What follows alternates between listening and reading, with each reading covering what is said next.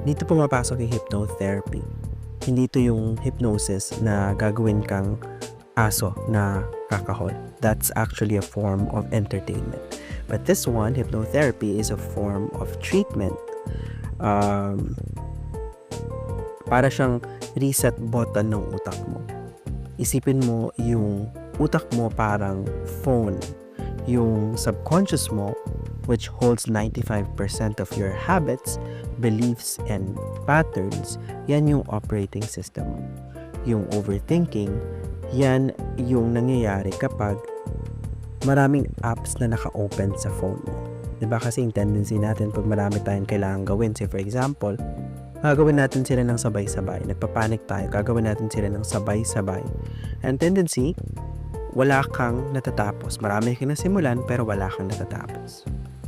Yung hypnotherapy, ginaguide ka niya, tinuturuan niya yung system mo para maging kalmado. Nang sa gayon, mas makapag-isip ka strategically ng maayos. So, para i-approach mo yung maraming gagawin mo strategically. Like, gagawin mo yung isang bagay, matatapos mo siya agad kasi nakafocus ka sa isang bagay, and mag-build yun ng momentum at ng confidence para matapos mo ng mas mabilis yung other things na gagawin mo. Kasi every time na may accomplishment ka, mas gumagaan yung pakiramdam mo, mas ganado kang gumalaw. And that's how hypnotherapy helps.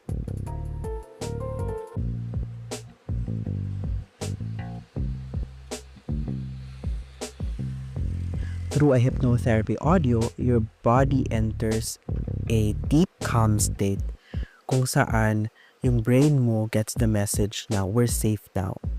And so you stop overthinking every thought like as if there's an emergency. Hindi ka nagpapanik. And since hypnotherapy puts you in a deep meditative state, na-access natin yung subconscious mo where we can change those habits and patterns so we can plant messages